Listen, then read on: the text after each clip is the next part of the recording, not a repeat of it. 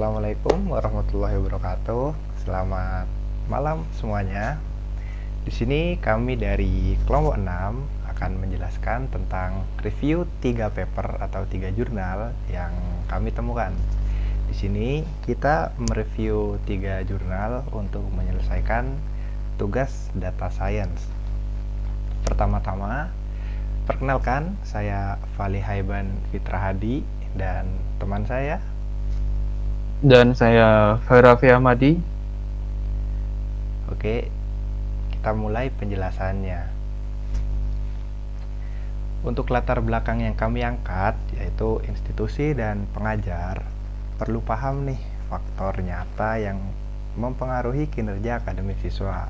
Jadi, kita di sini mengangkat latar belakang supaya para pengajar itu bisa mengetahui faktor apa saja, faktor internal dan faktor eksternal apa saja yang bisa mempengaruhi kinerja akademik siswa, seperti itu. Dan untuk tujuan dari kita mereview 3 paper, yaitu kita akan membandingkan nih solusi data science yang digunakan dalam menganalisis faktor kinerja akademik, karena pada setiap jurnal yang kita temukan itu menggunakan solusi data science yang berbeda-beda. Jadi kita akan menganalisis dan kita akan membandingkan ketiganya, seperti itu.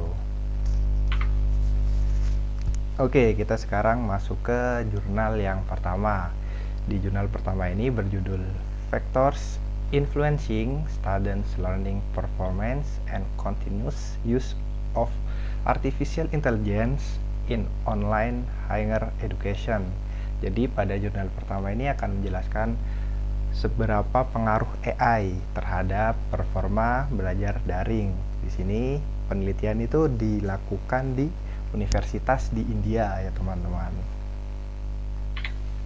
Untuk datanya sendiri, ini peneliti mengambil data dari sejumlah 918 mahasiswa yang menggunakan survei Likert 1-5.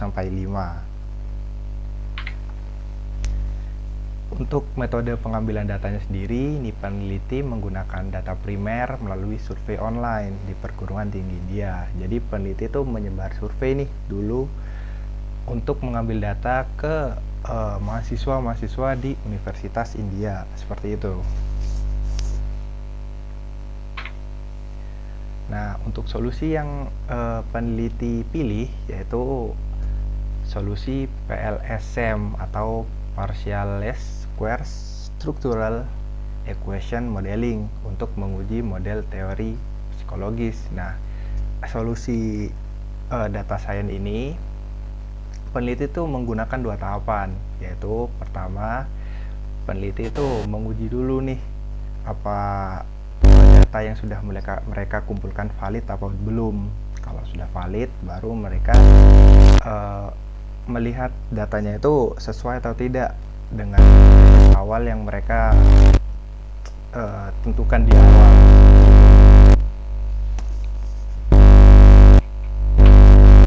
Dan untuk hasil yang mereka temukan adalah efikasi diri AI dan kolaborasi terbukti meningkatkan kinerja belajar.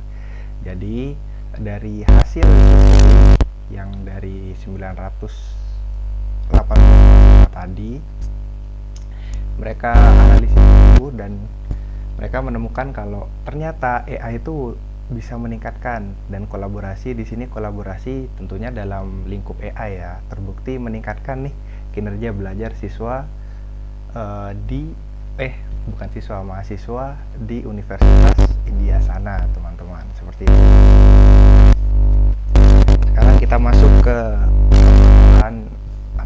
ke jurnal 2. Jurnal 2 ini judul Factors Students Performance and Persistence. Jurnal 2 ini akan menjelaskan tentang pengaruh hasil dan ketahanan di CS2.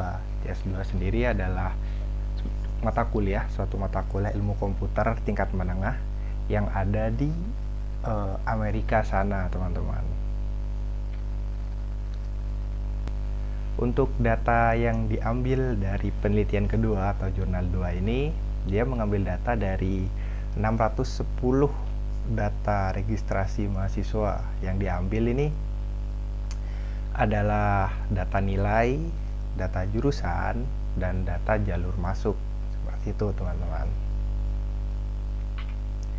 Nah, untuk pengambilan datanya sendiri, peneliti tidak langsung mengambil data dari siswa, tapi peneliti mengambil data dari catatan akademik universitas. Jadi peneliti itu mengambil data dari kantor registrasi di salah satu universitas yang ada di Amerika sana, dan ini dilakukan pada spring di tahun 2021.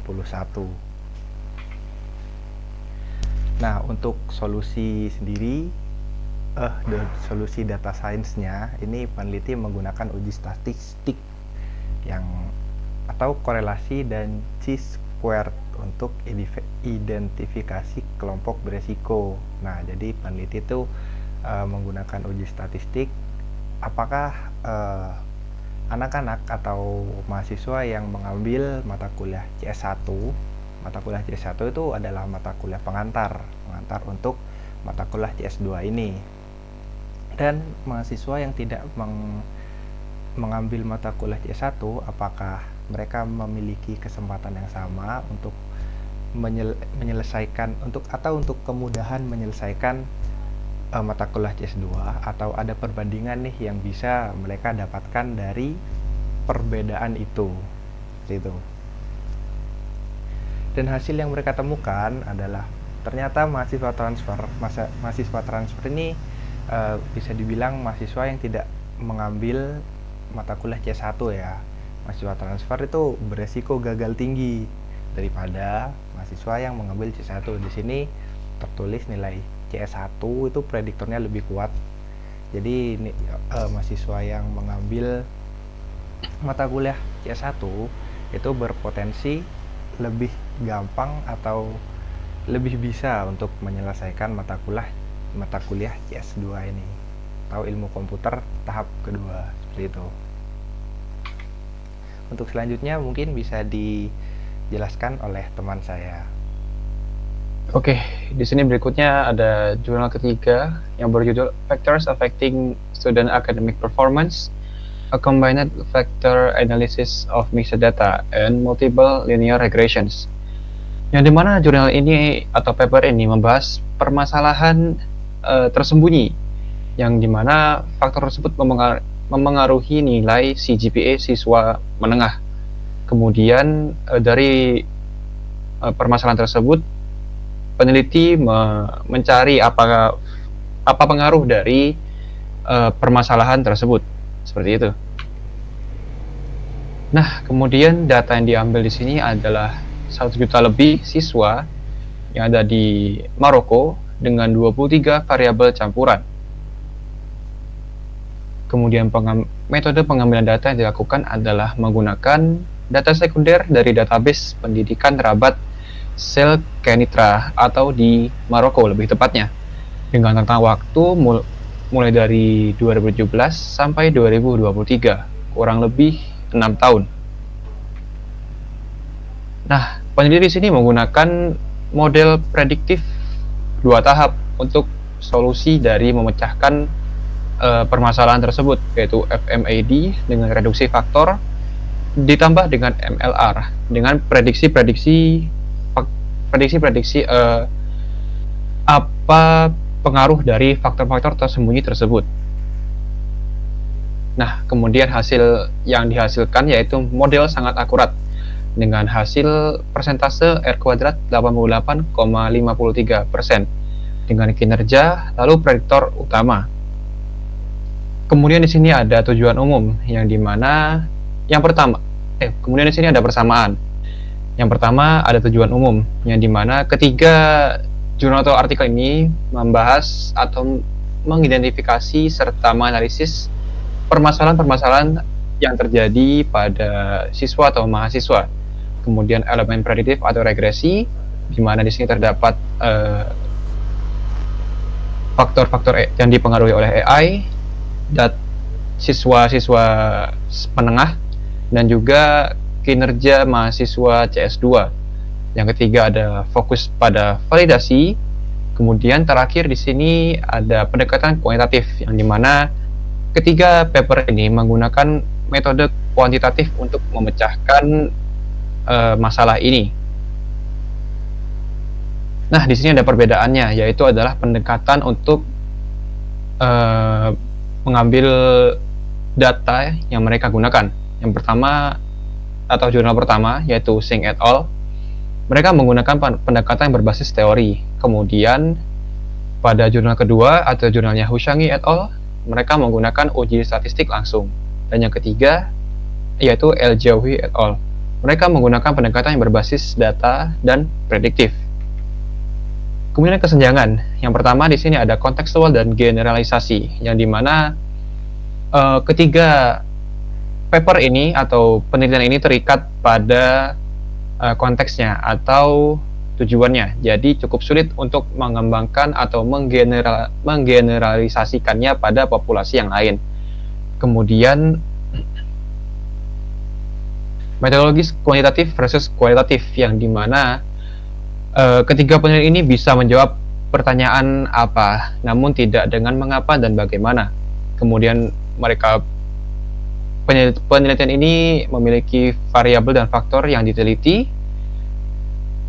Kemudian longitudinal, yang dimana adalah dampak jangka panjangnya. Salah dua dari ketiga penelitian ini yaitu menggunakan satu titik waktu saja, jadi tidak bisa digunakan untuk ke depannya, seperti itu. Mungkin cukup sekian yang dapat kami sampaikan. Bila ada kesalahan dan kekurangannya, mohon maaf. Wassalamualaikum warahmatullahi wabarakatuh.